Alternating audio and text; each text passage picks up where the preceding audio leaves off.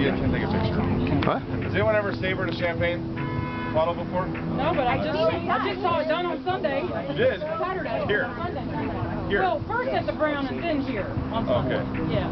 So, have you ever done it with a regular knife or a? I've never seen it done with a butter knife. An espresso spoon, the demi-tasse spoon. Yeah. I've done a 3 liter with a 3 liter bottle of champagne with espresso spoons before. Yeah, I won a really good bet on that. I bet you did. They said that wasn't really possible. I was like, oh yeah, watch it. It actually is. So we're gonna do 2 things out here, which is sorry to bring you outside. One is that we're gonna talk about a little bit about the champagne that's in your glass, and then we're actually gonna ask you to taste. Does everyone have a little bit of champagne in their glass right now? Yep. What we'd like you to do is to not actually finish it all, because we're going to switch some of the liquid that you currently have, the Pierre Peter's Blanc de Blanc, from this glass into a different kind of glass. And I think that hopefully you'll see a remarkable difference in the wine. Much like when you drink great white wines from Burgundy or Barolo or a great California Cabernet, you usually don't put it in one of the smaller glasses that you have. You usually give it something with a little bit of air, and something you kind of get your nose in a little bit, which is always a weird thing when you first start tasting wines. Like, you want me to stick my nose in the glass? Really? That's kind of weird. But once you get kind of comfortable with that, you know, it's something that's just part of the tasting that you do. So we're going to actually change this into something else. So feel free to, you know, taste a little bit as So the cage is a very important part to the champagne. Keeps the cork in there just in case it wants to pop out. If you've never actually seen a champagne cork go from this point just on its own, hopefully it is exciting.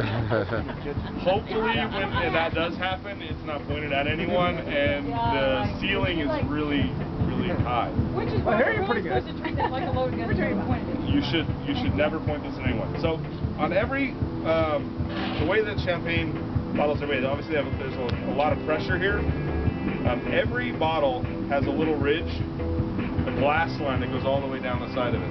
So when you see people that are savoring this, they've already identified the physics, the stress point of the bottle, and that's the point that you want to be savoring it at. And once that glass gets the smallest crack in it, it'll instantly pop. And the pressure from the champagne, by physics, and there's no other way around it, forces everything to go out of the bottle, so you'll never get a piece of glass or anything inside. Which makes sense, right? It's kind of scary though when you think about it. And that's why you can do a 3 liter with a little demi-tasse spoon. You're not recording this, are you? Yeah, absolutely.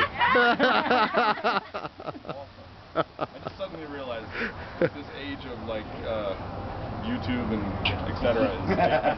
It's very dangerous, and I'm like standing there trying to take this picture for like 2 minutes. I suddenly realized he's not taking a picture at all. He's taking a video. So once you find that that stress point, it's literally you just run something along that. You can do it with a glass. I've kind of been the most successful with these particular producer of glass and the champagne. You can try it? Sure. 2 things happen. One is it works, or number 2 is the glass breaks, it cuts my hand, and then I don't get to miss out on the